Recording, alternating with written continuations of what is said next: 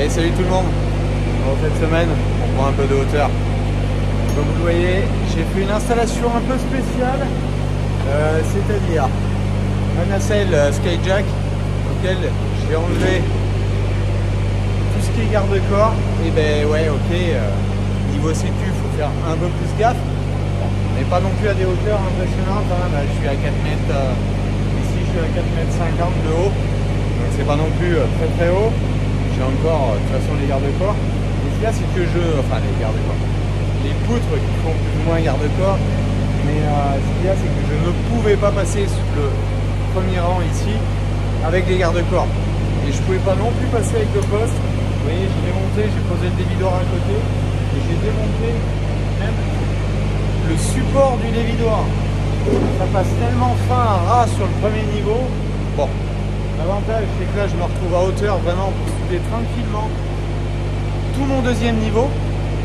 C'est vraiment le but. Il y en a encore qui vont gueuler, voilà, tout ce blabla. J'en ai eu la semaine dernière, quelques-uns en commentaire. Ouais, c'est pas passionnant. Bon, bah, c'est ce que j'ai dit. Après, si ça vous passionne pas tout le blabla, bah, le mieux c'est d'aller voir ailleurs. C'est pas un problème non plus. Je suis pas.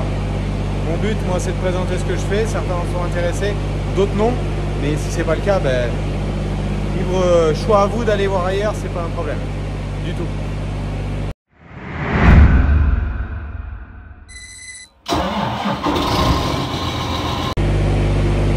Donc là, comme vous avez vu, je ressoude tout le tour de toutes mes platines que j'ai au second niveau. Ça sera le niveau avec la future pièce. J'ai quelques idées. Enfin, quelques idées. Moi, j'ai l'idée de ce que je veux faire. Mais quelques commentaires qui sont pas très loin de la vérité. Donc voilà, ça, j'ai remis aussi ce que je vous ai dit, le 40-40. Donc là, je vais souder ici. Et je vais souder ici. Ça me restera le souder là-bas, mais si là, c'est pour ça.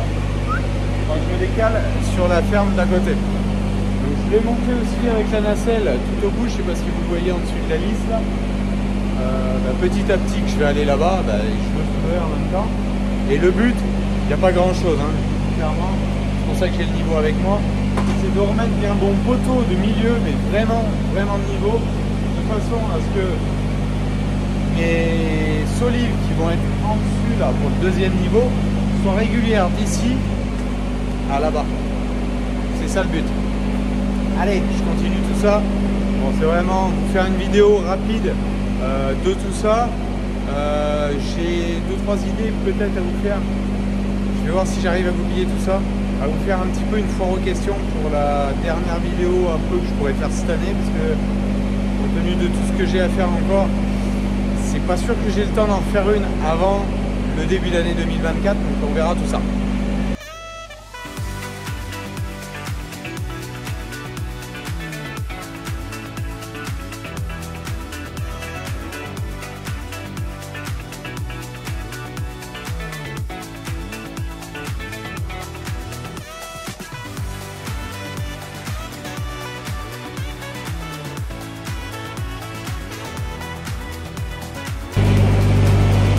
Là, donc vous avez vu le déplacement, j'étais juste ici avant, je descends, je passe par dessous, je rebaisse, je remonte. Le but, là j'avais fait un certain nombre de soudures ici, ça m'en reste ici, et sur celle du milieu la même chose, celle juste là, je le fais pas parce que c'est le cornière sur le deuxième niveau. J'ai fait celle-là, j'ai fait celle qui est de l'autre côté, donc là j'ai juste les deux vertes, enfin les deux de dessous à faire. L'avantage avec la nacelle, je peux mettre beaucoup mieux à hauteur que sur l'escabeau par exemple. Donc, si je monte une marche de plus, une marche de moins, des fois ça fait un écart pour qu'on soit soudé. Donc là, je peux me mettre vraiment au niveau que j'ai envie de me mettre. C'est un gros avantage vraiment. Donc là vous voyez, je rebaisse un peu, et là, je peux me mettre vraiment, parce que voilà, j'avais tout fait là et en dessous. Et là voilà, comme ça je peux souder tout ça. Hop. Et le but c'est de souder vraiment tout le tour de mes platines. Ici. Tout ce qui est sur l'ossature, c'est soudé. Certains ont d'énormes peurs. Le bâtiment, il est monté en structure depuis le mois de février. La dalle a été faite au mois de mars. Donc j'ai j'ai pu moi voir depuis ces 8-9 mois la dilatation qu'il peut avoir et comment le bâtiment se comporte. C'est pour ça que j'ai fait le choix de souder maintenant. Pour certains c'est de la folie, etc. Enfin, on a toujours des personnes qui sont meilleures que les autres, ça manque jamais. Bon, petit arrêt ravitaillement. Comme toute bonne chose ont une fin. Dans la bodine, j'ai pas passé 30 kg, mais je suis à plus de 15 aujourd'hui sur l'ossature parce que je viens de changer la bobine et ça me reste encore tout le pan de ce côté là soudé et la fin là-bas, les derniers poteaux. Donc ça c'est fait. Ce que vous voyez peut-être pas, mais un petit peu, j'ai remis la chute de cornière ici, là-haut, là, qui vient dans le prolongement de la panne là, qui permettra de mettre mes solives à l'intérieur là du poteau, entre ici et là. Donc voilà, ça avance un petit peu de ce côté là. Donc là je suis repassé, bobine neuve, et ben on est reparti à souder un petit peu tout ça. On va voir comment ça se comporte.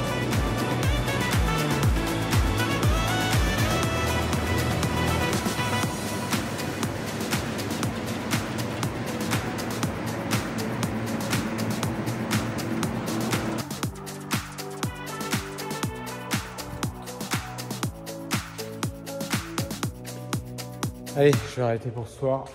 Donc là, j'ai tout fini de souder ce qui était en hauteur avec la nacelle.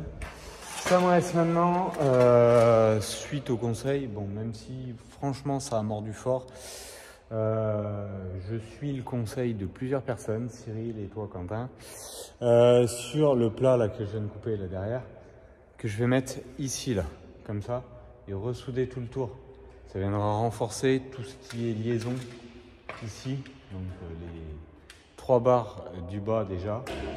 Et je ferai sûrement avec, je vais voir comment j'y goupille, avec de la ferraille un petit peu plus faible, parce que bon là ce qu'il y a c'est que je prends du 10, donc du 10 dans du 160. Je vous prie croire que ça va prendre haut là-haut, et là carrément presque en bas. Donc ça va vraiment renforcer tout ça.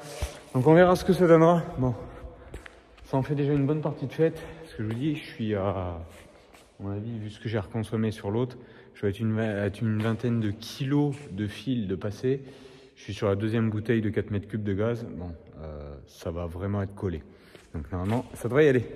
Allez, je vous reprends demain ou après-demain. On verra où j'en serai.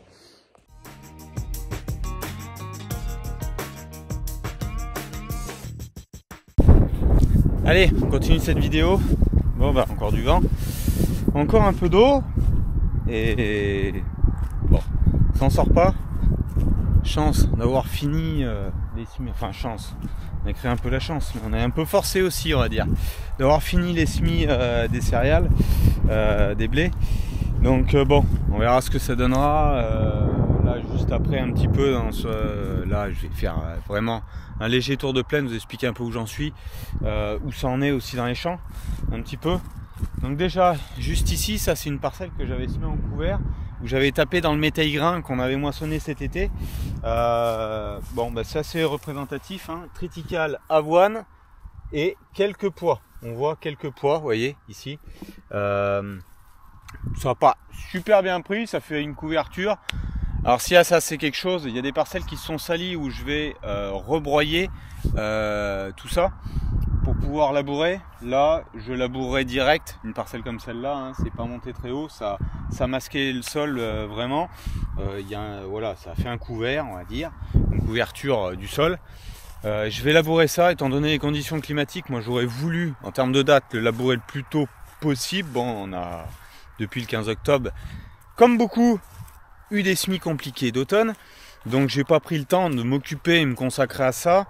Dans les 15 jours, 3 semaines à venir, je pense pas l'avoir non plus. Et ce que je voudrais aujourd'hui, parce que là on est dans des terres de fond, bah, c'est que ça se ressuie pour faire un labour convenable.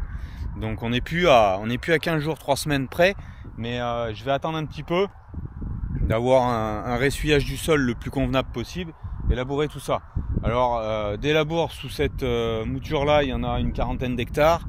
Il y en a une vingtaine d'hectares autres, donc il y en a 60, un peu plus de 60 à labourer, hein, donc c'est pas une grosse surface non plus, hein. Il y en avait qui avaient été anticipés, je vous rappelle, avec le décompacteur et tout, avant même d'attaquer de semer les blés. ne voulant pas attaquer trop de semer du blé non plus. Bon, ben après les conditions ont considérablement changé. Bon, c'est comme ça, faut faire avec. Donc ça se fera. Ça, c'est la parcelle que j'avais coupée, qui était d'habitude d'une seule pièce, mais là qui a été coupée, où une partie viendra en maïs en bas derrière le couvert, et la partie du haut là est en colza. Bon, c'est pas les plus vilains colza, ils sont pas très développés ceux-là, mais j'en ai des plus vilains que ça sur un site à une dizaine de kilomètres, qui ont souffert beaucoup plus de l'excès d'eau. Là, ça a été vraiment bien, pas décompacté, mais fissuré avec les dents au karat. Donc c'est vrai que bah, là, c'est quand même plus régulier. Tout est semé au monograine comme ça, mais je vous explique pas, hein. Ça colle plutôt pas mal. Bon, après ils sont relativement propres parce qu'en termes de désherbage, vous avez vu l'image là, cette année, compte tenu des conditions météo, quand j'ai semé, ne sachant pas comment ça allait lever ni rien, je n'ai pas fait de désherbage post-semi prélevé. Donc ça a tout été fait post. Ça s'est pas si mal comporté que ça. On verra ce que ça donnera plus tard, hein. Maintenant, de toute façon, on va pas y changer grand chose. Bon, il y a toujours le petit rond là où on avait fait un test de forage qui reste mouillé. C'est pas une nouveauté. Mais bon, c'est minime, hein. Ça fait quoi? À peine 100 mètres carrés sur la parcelle. Il n'y a rien de dramatique. Bon, par contre, ça colle vraiment. C'est pas le moment d'y aller avec un pulvé. De toute façon, il n'y a pas grande intervention à faire à cette époque. Ici, sur les autres, faudrait sûrement faire des rattrapages de désherbage, mais là, ce sera plus compliqué. Bon, ils sont pas non plus dégueulasses, mais c'est pas si propre et si joli qu'ici. Ensuite, si on va là, donc semis de blé, tout ça, ça a été semé tout le fond là, vraiment, c'est derrière du maïs grain, à la méthode que vous connaissez depuis le temps, herse rotative, sans paquet, en direct, différentes variétés. Tout ce qui est vraiment au fond là-bas, c'est du mélange. Tout ce qui est à partir du ruisseau en montant là, c'est du blé améliorant, du rebelle. Donc le blé est bien là. Alors, quand je vous le montre comme ça, vous le voyez pas.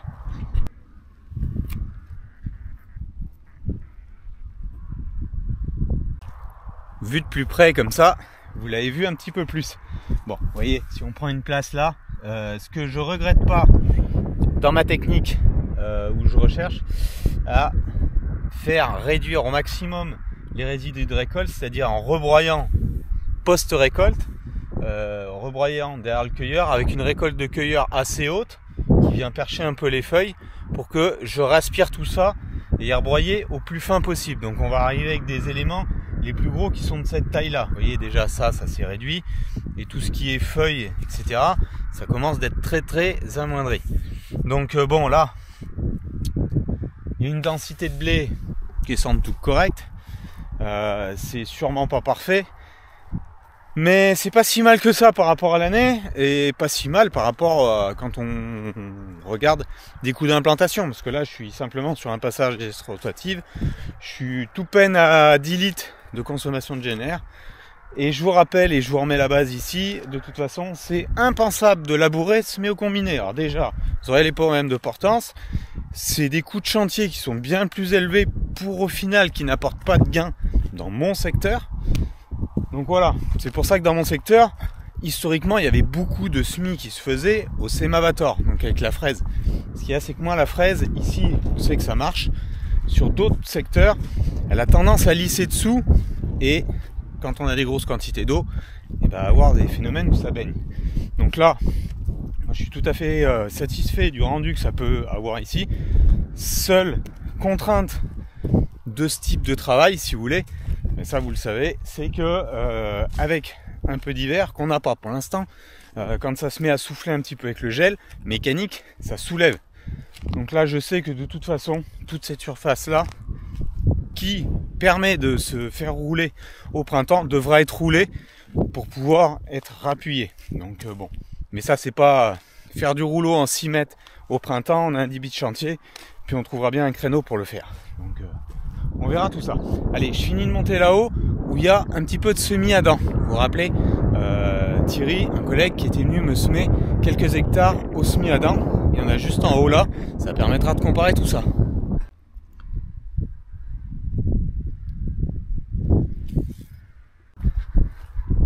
Il y en a qui ont été joueurs, c'est pas moi, mais ça devait être avec un 4x4, mais ça a été joueur un peu quand même. J'ai pas voulu prendre le risque, même s'il est pas propre, moi je l'ai laissé sur le dur, sur le chemin pavé, voilà, à 200 mètres, parce que c'est quand même frais, même dans les chemins en terre. Donc voilà, on était là, la partie maïs, et là la partie colza. Donc j'ai mis la même variété de batte en haut.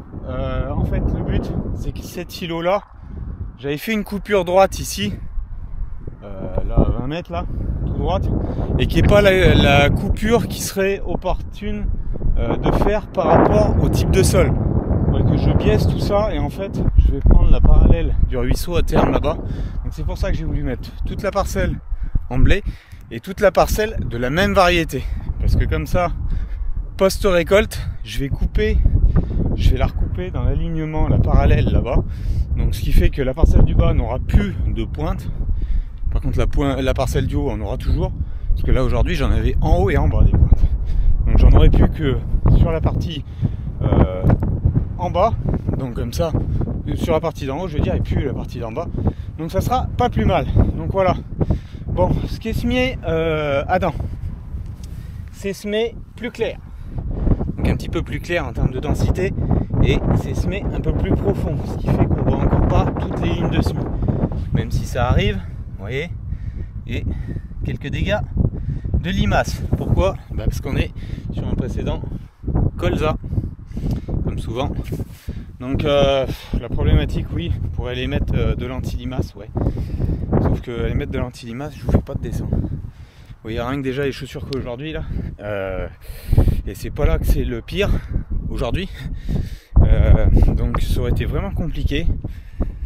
Ça risque d'éclaircir un petit peu. Bon, l'avantage indirectement, plus on monte ici dans la parcelle, plus on vient sur de la terre qui a une tendance à taler plus facilement que le bas qui est plus froid, donc bon, ça peut se récupérer quand même.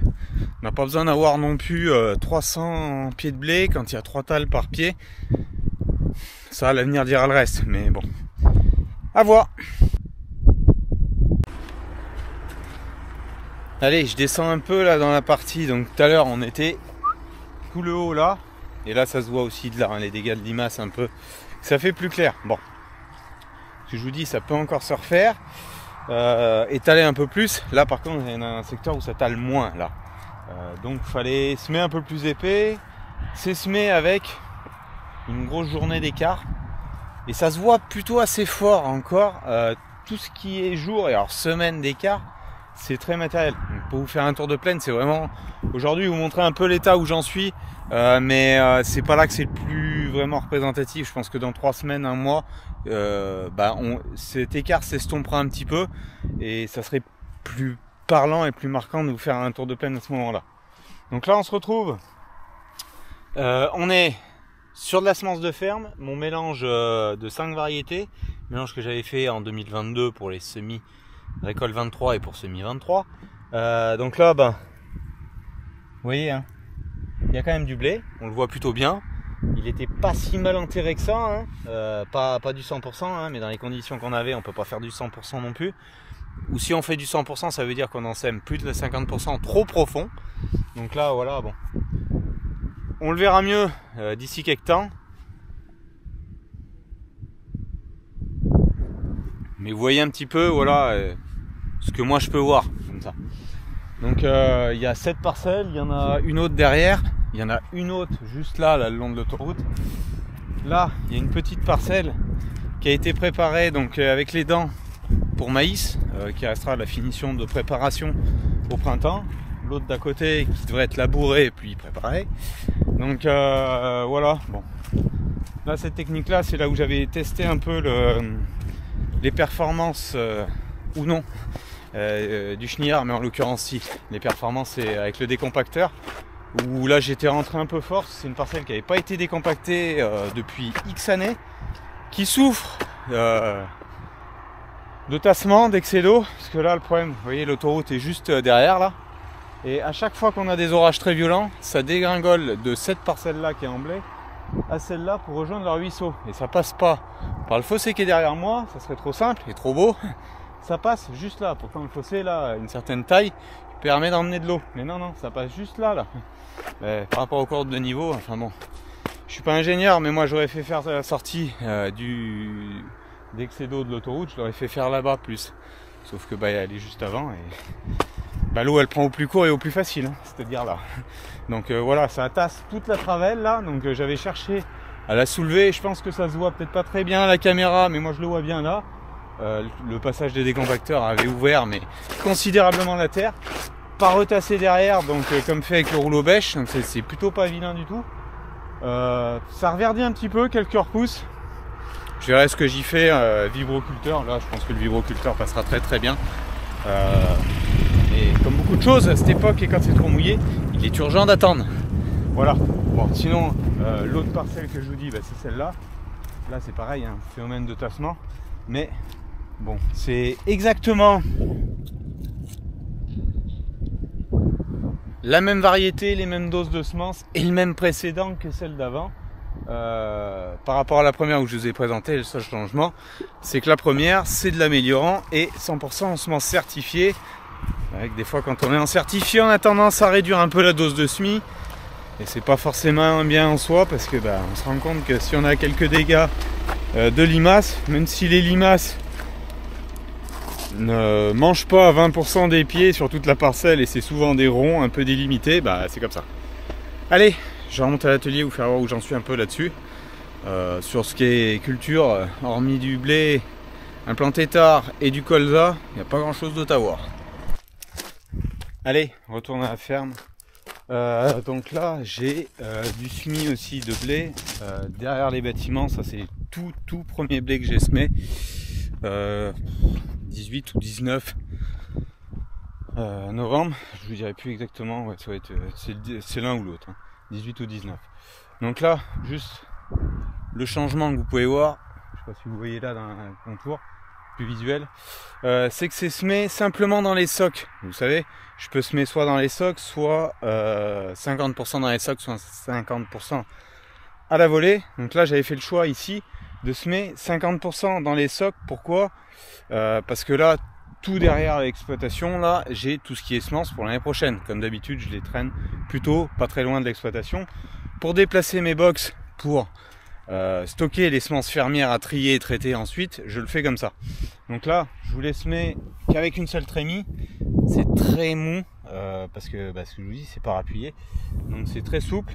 Là, il y a les plusieurs variétés et le mélange pour l'année prochaine. Bon, vous voyez derrière moi, le blé est là. Ça fait des ronds là aussi, quelques dégâts de limaces. C'est le phénomène de l'année, la problématique de pas pouvoir, avec la solution combinée, de mettre l'anti-limace en même temps que je sème.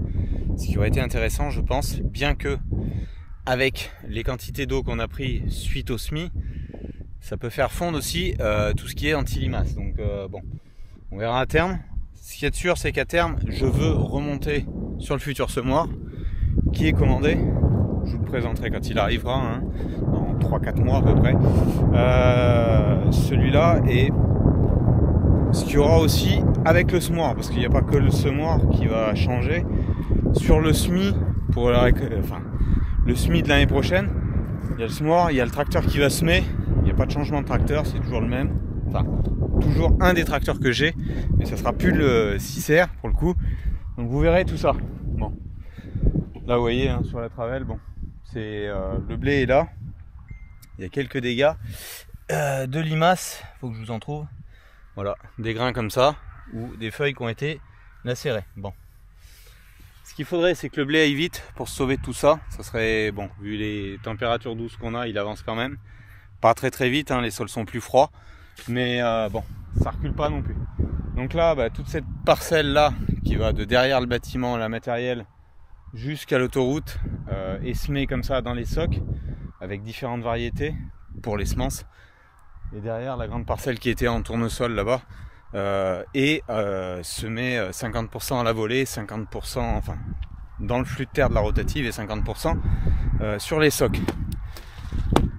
on peut aller le voir, mais enfin, ce que je vous dis, vous verrez pas plus que ce qu'on a vu précédemment. Donc ça lève tout peine. Vaut mieux faire un tour dans 3 semaines, un mois, où là ça sera plus matériel de voir vraiment l'évolution de tout ça et les dégâts qu'on pourrait avoir suite aux attaques de limaces, dont c'était terriblement compliqué de gérer ces attaques là.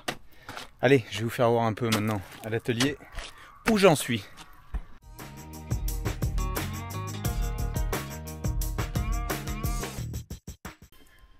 Bon, à l'atelier où j'en suis. Là, matériellement, vous n'allez pas voir grand changement depuis la vidéo de la semaine dernière, si ce n'est que j'ai fini de tout souder. C'est pour ça j'ai mon petit automoteur de soudure.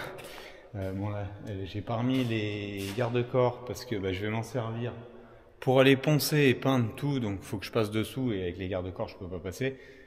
J'ai tombé le poste semi-auto parce que j'en ai besoin pour d'autres choses, je vous ferai voir après.